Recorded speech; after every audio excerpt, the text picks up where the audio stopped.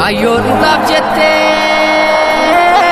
Tole kabajamtoota hordoftoota keenya nagas gaafachuu hin dagenne har'ammoo oduu gaddisiisaa tokko qabadhe isiniif dhiyaadheen jira. Halkan edaa aartisti Caalaa Bultumee irratti yaadiin ajjeechaa garee finxaaleeyyii faannoo Amaaraatiin adeemsifamuun Caalaan dubbatee jira jenna. Kun baay'ee nama gaddisiisa. Gocha kana kun wanta yeroo yeroon ta'aa jiru uummata keenya irratti kan baay'ee nama gaddisiisudha. Malee shimala koomaaloo malee muka murtii seeraa gaachana lolisirra. Yaadii ajjeechaa hoteela Qananiisaa Baqqalaatti giruuppii kanaan yookaan giruuppii faannootiin irratti geggeeffame irraa hafeen jira yoo jedhu Caalaan ni dubbata. Akkuma kamittuu hanga mana koo galuttis na biraa hin hafne jedha. Gochi kun yookaan yaaliin ajjeechaa kun hoteela kaasee haga mana isaatti akka isa hordofe ni dubbata. Konkolaataa koo miidhamtee jirtedha. Haaluma suuraa irraa argitanitti konkolaataan aartisti Caalaa Bultumee haala addaan baay'ee caccabee jira. Baay'ee nama gaddisiisa. Baay'ee miidhamee jira.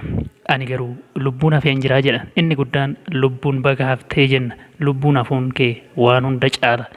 Garuu gochi kun hanga yoomitti itti fufaa jenna. Ijoollee kootiif jecha nama ajjeesuu hin barbaanne jedha. Sababni isaas abbaan koo nama ajjeesee innis lubbuun darbee rakkinatti waan guddadheef ijoollee koo seenaan ani dabarse akka dabarsan hin barbaanne jedha.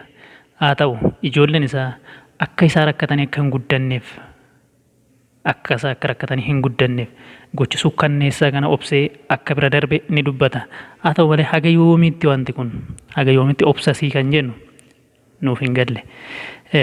Haa xiqqaattu baran dabarsee kana qofaat jechuun bara 2015 kana qofatti yaaliin ajjeechaa yeroo 15 oliif narratti geggeeffamee jedha. Kun maal akeekaa yoo jenne guyyaan isa hordofuusaati. Isa qofa miti artistoota Oromoo beekamoo yookaan namoota jajjaboo Oromoo qabdu adamfamaa akka oolan kun hundinuu ragaadhaa jenna. Akkasumas eega konkolaataa koo tirsee galee naannoo ajaja komaandar Alamsheet nama jedhamuun poolisoonni eenyummaan isaanii hin beekamne konkolaataa koo caccabsuun waan konkolaataa sana keessatti eenyummaa koo ibsu fudhatanii deemanii jedha. Kun balleessii yookaan jibba Oromoof qaban. Kanarraas wanti hubannu wanta tokko qaamni kana godhu gurmaa'ee gubbaa haga jalaatti akka jiru agarsiisa. Osoo biran geenyeyyuu sodaadhaan diina raasa. Lakkoofsa gabatee kan koo irraa hiikanii lakkoofsa gabatee eenyummaan isaa hin beekamne keessatti gatanii deemanii jedha. Akkuma suurarraa arginu kana jedha Caalaan yoo dubbatu. Egaa Oromoon hanga yoomiitti qe'ee isaatti kabaja dhabaa haga yoomiitti ajjeefamaa yoo jenne kun baay'ee waan ulfaatudha. Hanga yoomiitti beektoonni keenya hiraarfamu. Biyya diimokiraasii yookaan biyya seerri jiru keessatti hanga yoom namni akka barbaadetti nama reeba akka barbaadetti nama ajjeesuuf yaalii adeemsisaa yoo jenne egaa baay'ee ulfaata. Qaamni dhimmi isaa ilaallatu kanarratti maal hojjetaa jira yoo jenne baay'ee kan nama gaddisiisudha. Magaalaa Finfinnee keessatti gochi kun irra deddeebiin namoota sabaan Oromoo ta'an irratti adeemsifamaa oola. Kanaaf uummanni keenya haala kamiin gurmaa'ee gocha akkanaa kana simachuuf yookaan ofirraa qolachuuf jira yoo jenne waanuma argaa ooludha kan keenya. Gaafa namni lubbuun darbe qofa boo'u qofadha malee san dursanii balaa dhufu ittisuuf ammana qophiin jiru waan hin jirre ta'uusaa guyyaa guyyaan argaa oollanii dhageenyas. Kanaaf akka dhaamsaatti wanti nuti siin jennu rabbiin gaditti abbaatuuf eegaa ta'eef jabaadhoof eegii jenna haga danda'ame obsuun waanuma jiru.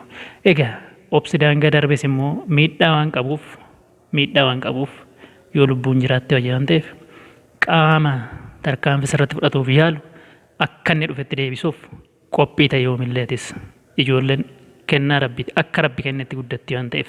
Haaluma wal fakkaatuun kominikeeshinii aanaa Kiiramuu gochi akkanaa gochi fokkisaan tokkos nu dhaqqabee jira. Gochi kun Salaalee aanaa Darraattis warra jaarsootti waan adeemsifamedha. Uummata harka duwwaa jiraatu uummata qonnaan bulaa harka duwwaan jiraatu kana mootummaan haala kamiin uummata kana eegaa jira yookaan akka uummanni kun qaama hidhatee isaan doorsisu yookaan isaan miidhuuf itti dhufu kana qolatuuf maaltu hojjetamee jira yoo jenne ulee qabatanii wajjin fiiguu qofadha malee wanti uummata kanaaf deeggarsa taasifame haga kan hin turre. Haa ta'u malee guyyaa kaleessa hagayya 25/2015 jechuun godina Wallaggaa aanaa Kiiramuu ganda Caaguddattuutti namoonni gurmaa'an kun yookaan finxaaleeyyiin kun loowwan uummataa naannoo loowwan 56 fudhatanii deemani. Haa ta'u deeggarsa uummataaf hawaasaatiin hammi ta'e loowwan uummataa sun muraasni deebi'aniiru jedha. Dhaqqabuudhaan milishoonni kun loowwan sana deebisiisanii garuu gochi kun hanga yoomitti itti fufaa dhaabbateeraa yoo jenne borummoo lubbuu uummata galaafachuuf wanta jiruuf uummanni naannoo sana jirtan fi daangaa adda addaarra jirtan of eeggannaa cimsaa jenna. Jabaan Rabbi irra aana guyyaa tokko.